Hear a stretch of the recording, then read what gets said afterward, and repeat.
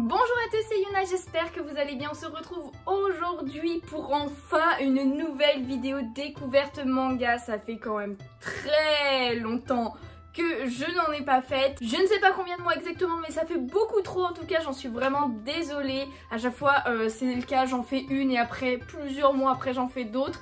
Il faut vraiment que je reprenne un bon rythme pour ces vidéos parce que personnellement j'aime bien quand même les faire, le rendu et tout, j'en suis quand même assez fière généralement. Mais c'est vrai que c'est des vidéos qui me demandent beaucoup plus de temps. Dans tous les cas on verra bien quand est-ce que sera la prochaine, même si je sais déjà de quel manga je vais la faire. Mais aujourd'hui on va penser à celle d'aujourd'hui justement, et on va parler, vous l'avez vu, de Yona, Princesse de l'Aube, qui est clairement une pépite. Yona, Princesse de l'Aube est un shoujo des éditions Pika. Il est sorti en 2009 au Japon et compte actuellement 44 tomes en cours. En France, il est sorti en 2014 et compte 41 tomes. Et le tome 40 a eu droit à une version collector magnifique, ce qui n'est pas souvent pour les shoujo. Au niveau des genres, on est sur de l'action, de l'aventure, de la comédie et de la romance, avec un côté fantasy et historique. Yona est la princesse du royaume de Koka et a la particularité d'avoir les cheveux rouges, ce qu'elle n'aime pas. Son père, le roi Il, est quelqu'un de très doux et déteste les armes et la violence. Elle a aussi deux amis d'enfance, Ak qui est le général de la tribu du vent et aussi le garde du corps de Yona, et Suwon qui est le cousin de Yona dont elle est amoureuse. Cependant lui ne la voit que comme une petite sœur et non une femme, bien qu'elle fasse des efforts. De plus, son père, le roi Il, refuse qu'elle épouse Suwon car son prochain mari sera le roi de Koka et cela ne doit pas être pris à la légère. Suwon a toujours été quelqu'un de très gentil et attentionné envers Yona. Le jour de ses 16 ans, convaincue qu'elle ne pourra jamais oublier Suwon, elle décide de retourner voir son père après la fête pour essayer de le convaincre à nouveau. Mais quand elle se rend dans ses appartements, elle le voit se faire tuer par Suwon. Celui-ci complote depuis des années pour prendre le pouvoir et se venger du roi Il, dont il est persuadé qu'il a fait tuer son père. Alors qu'il est sur le point de la tuer aussi, Yona s'enfuit et est sauvée par Ak. Ils sont tout de même rattrapés assez vite et encerclés, mais une aide extérieure les aide à s'échapper et ils s'enfuient du palais. La perte de son père et la trahison de Suwon vont être très dures à surmonter pour Yona. Mais en apprenant la légende des 4 dragons, elle va décider de voyager pour les trouver et ainsi récupérer son pays. Du coup voilà, c'était le résumé du manga, maintenant on va passer à mon avis. Alors que dire sur Yona à part que c'est un des meilleurs shoujo au monde, si ce n'est un des meilleurs mangas tout court. Et oui, parce que même s'il est catégorisé comme shoujo, c'est-à-dire que le public visé est les jeunes filles, et bien je trouve que c'est vraiment un manga pour tous les genres et pour tous les âges. Enfin pas les petits enfants non plus quand même. Il y a de l'action, de l'aventure, du fantastique, de la romance, de l'amitié, des drames avec des complots, des guerres et des trahisons. Quoi demander de mieux? Avec une petite pointe de comédie aussi d'ailleurs. Au bout de plus de 40 tomes, l'évolution des personnages est vraiment très bien écrite et très intéressante, surtout au niveau de nos personnages principaux, mais même les personnages secondaires sont très bien faits et utiles à l'histoire. Yona a vécu un événement tragique alors qu'elle était une jeune fille insouciante et on la voit traverser pas mal d'émotions comme la colère, le doute ou encore le désespoir. La suite de son aventure pour trouver les dragons et récupérer son pays est semée d'embûches, mais toutes ces épreuves vont faire une femme forte, intelligente et qui sait se battre. Mais elle sait aussi être douce et vulnérable, surtout en présence de Ak. C'est vraiment un personnage qu'on a envie de soutenir jusqu'au bout et qui donne aussi envie de le suivre. Pour moi, c'est vraiment une des meilleures héroïnes de manga. J'adore évidemment ses relations avec tous les personnages qui gravitent autour d'elle, surtout les 4 dragons et Ak, même s'il y a plein d'autres personnages qui sont grave intéressants. En tout cas, pour les 4 dragons, c'est une relation très forte qu'on voit grandir au fur et à mesure des tomes. Ils voient en elle la descendante du roi dragon auquel ils étaient très attachés. Mais chacun d'eux va avoir des personnalités bien différentes de par la vie qu'ils ont eue en tant que dragons et comment ils ont été traités par les humains. En effet, certains étaient admirés et vénérés, d'autres étaient craints de par leur pouvoir. Personnellement, mon dragon préféré est Zeno, le dragon jaune, de par son caractère enjoué, malgré son passé sombre et triste qu'on apprend assez tard d'ailleurs. Et n'hésitez pas à me dire déjà en commentaire si vous avez lu quel est votre dragon préféré. Et maintenant évidemment il faut parler de Ak, c'est le garde du corps de Yona, il est surnommé la foudre de par sa force spectaculaire et il est aussi le meilleur ami de Yona et Suwon. Il ne peut d'ailleurs pas pardonner à Suwon d'avoir tué le roi Il qu'il respectait beaucoup et lui voue ainsi une grande haine. Quant à la relation de Ak et Yona, elle évolue au fur et à mesure des tomes.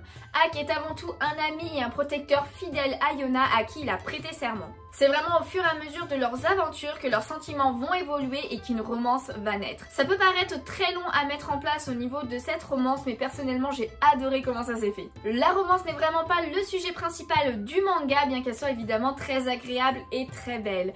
C'est avant tout une relation d'absolue confiance et de respect mutuel qui a voulu être mise en avant dans ce manga. D'ailleurs, bien que les dragons soient très attachés à Yona et ont une relation et un amour particulier, il n'y a aucun sentiment amoureux envers elle. Donc il n'y a pas de triangle amoureux ou plus dans le groupe et c'est très bien comme ça. Le seul triangle amoureux qu'on aurait pu avoir est avec Suwon vu que Yona était amoureuse de lui. Mais leur relation ayant drastiquement changé, clairement, elle n'est plus possible. Après évidemment plus tard ils vont se revoir et ça va être un petit peu compliqué pour Yona, mais j'ai pas du tout eu l'impression qu'il y ait de la romance dans l'air entre eux. Et en même temps tant mieux parce que ça aurait été un petit peu étrange, il a quand même tué son père. Et parlons-en justement de Suwon.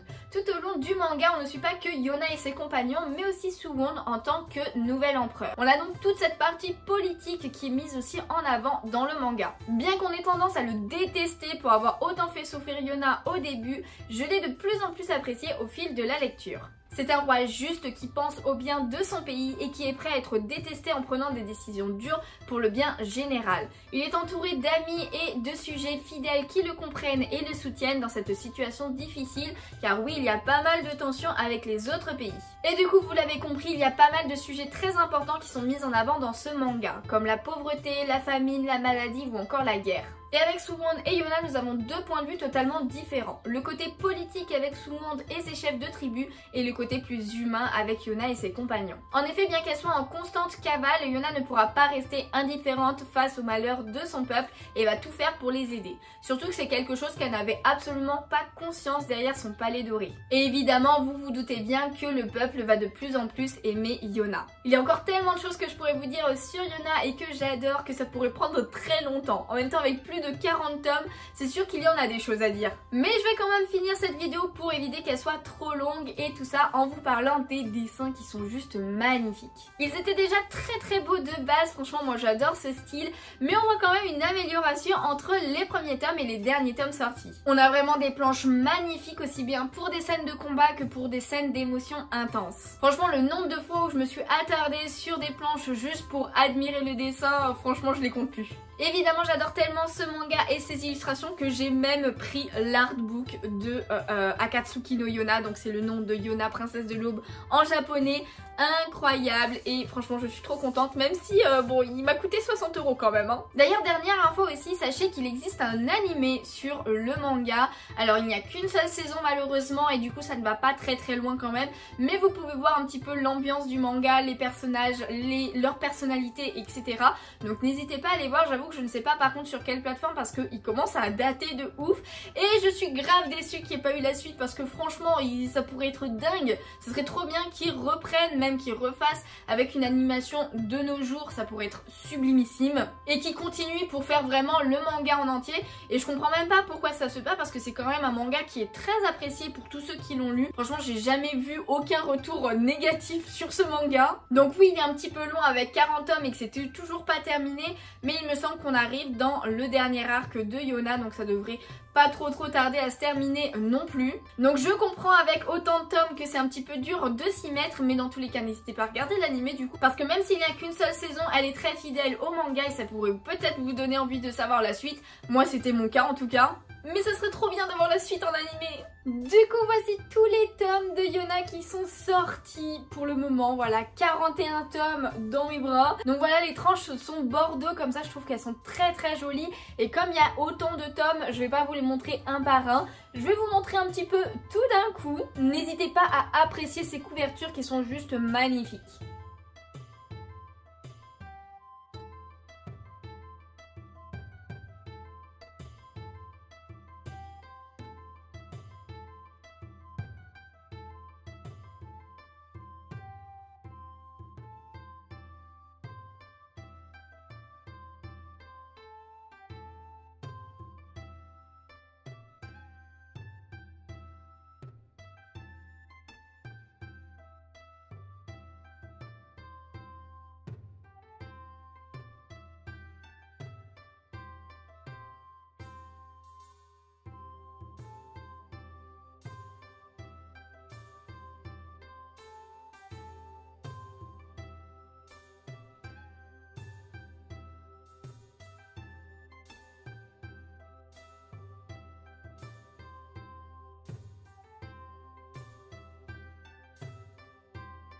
Donc vous avez vu, elles sont vraiment incroyables. Et avant de finir aussi, je voulais vous montrer quand même une petite différence qu'il y a eu. C'est que par exemple, pour le premier tome, voici comment il est tout simplement. Donc voilà, Yona avec la tranche et l'arrière qui est comme ceci avec le résumé, etc.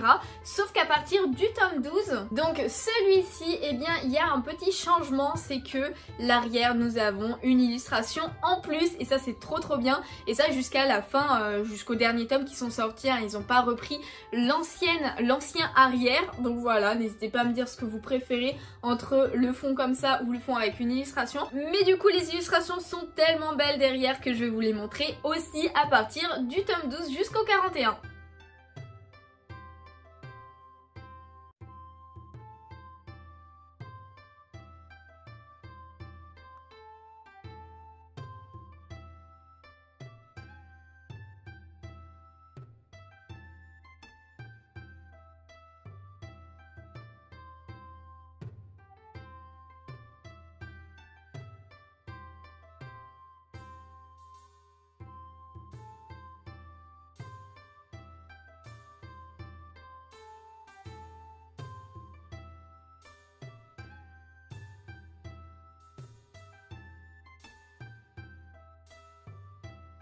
Sur ce, voilà, c'est la fin de cette vidéo. J'espère qu'elle vous a plu. Si c'est le cas, n'hésitez pas à laisser le petit pouce bleu. Ça me ferait super plaisir. À vous abonner si ce n'est pas déjà fait, évidemment, pour ne pas louper les prochaines vidéos. Et je vais essayer vraiment de vous faire la prochaine découverte manga dans pas longtemps. Et je sais que ça parlera d'un seinen que j'aime beaucoup. Le must franchement pour ce type de vidéo, c'est que j'en sorte au moins une par mois, voire une tous les 2 mois grand maximum. Mais c'est vrai qu'il faudrait que je prenne un petit peu d'avance au niveau de l'écriture, etc.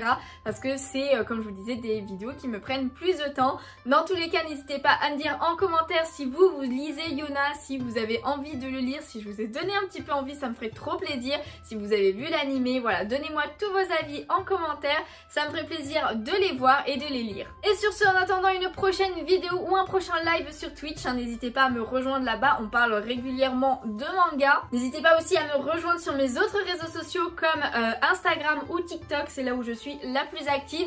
Et il y a des petits posts manga aussi assez régulièrement, donc voilà, n'hésitez pas à me rejoindre un petit peu partout, tous les liens sont dans la description. Et puis moi du coup, tout simplement je vous fais de gros bisous et je vous dis à bientôt, bye bye.